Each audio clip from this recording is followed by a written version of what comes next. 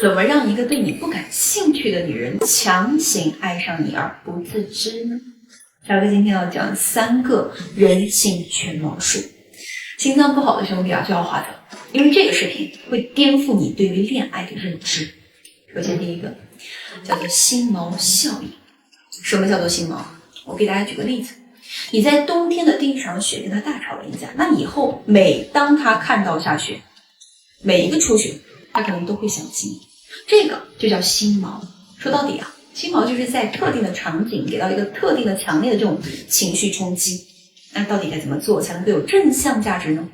就比如说你带女生去吃漂亮饭，正常情况下你们是不是全程都会很绅士啊？好，那下次你们在约会的时候，你就给我胆子大一点行不行？直接坐到他的旁边帮他夹菜，摸摸他的头，再来点其他暧昧的小互动，这个就是给他种的心锚。为什么？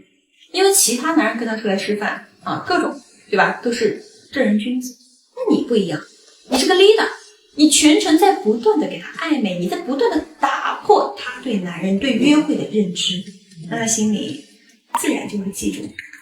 哪怕你俩没有在一起，以后他再跟别的男人再去吃什么漂亮饭的时候，他都很容易因为对面坐的那个太端正的那个男人而想起曾经的跟你的这个某个瞬间。以前也有个男人约我吃漂亮饭，当然他会直接坐到我的旁边他好 man， 这个就是心锚效应。那当然了这个约会途中到底该怎么去暧昧才能够让这个女生对你不会产生抗拒，那我们就要根据具体情况来具体详细规划了不要乱来。我只是给你们讲底层逻辑，人性底层逻辑。所以有需要的兄弟就是你情况不一样的滴滴然后我们来讲第二个点，叫做富兰克林效应。付出的越多，就越容易产生好感。在现实生活当中，为什么绿茶总是能够吸引到别人？那是因为他们懂得如何引导男人去帮助他们。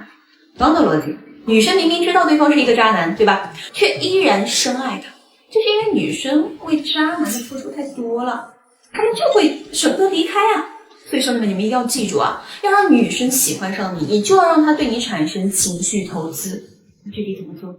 就比如说他最近快生日了你就先答应他，在生日当天给他一个惊喜等到他生日那天呢，你就直接放他鸽子你别跟我说什么你不敢。如果说你连这点都不敢做，那剩下的说实话你也没必要学教哥很多内容你是领悟的，你是领悟不透彻的，因为你的内核还不足以征服一个女人你要先提升好你的内核再来好吧。等你放完他鸽子之后呢他肯定会生气，对不对可能他会发消息骂你，甚至把你给拉黑，甚至删了。这个时候你再带上礼物去找他，然后说好了要给你惊喜，这不开完会我立马就赶过来了，也黑着个脸笑你生日快乐。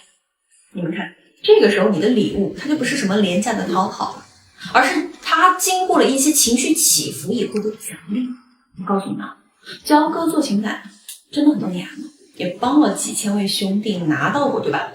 我可以非常肯定的告诉各位兄弟，至少有50个以上的兄弟是靠这一招在女生生日当天去突破关系。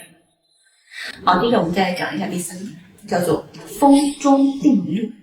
所有能够跟女人进行约会的兄弟，这一点呢你一定要认真看。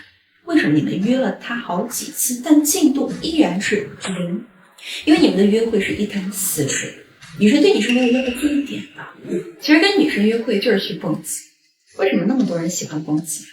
刺激那你想想怎么让女人记住你们的约会你就得让她感觉很刺激。怎么才算刺激呢？悬崖越高，蹦的人就越兴奋放到约会里面呢，情绪起伏越大，女人也就会越爱你。约会就是这么简单。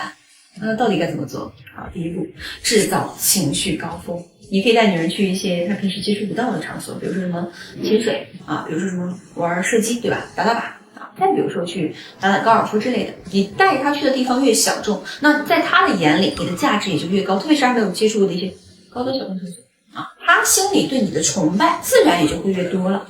然后就是第2步了，叫做制造情绪低谷。约完会之后呢，你不要管你俩在约会途中有多么 happy， 但只要约会一旦结束了，你立马给我打住，消息不要秒回，咱也有自己的事儿是要忙的，对不对？你就该工作工作，该找哥们儿喝点咱就喝点哪怕没事儿干，你也不要去主动去找他一直聊咱洗个热水澡，好好睡一觉。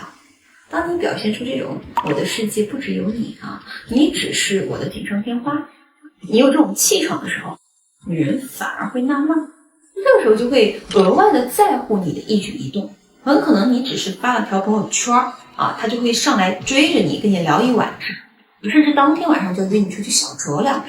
你们想，为什么那些恋爱高手能让女生频繁上头？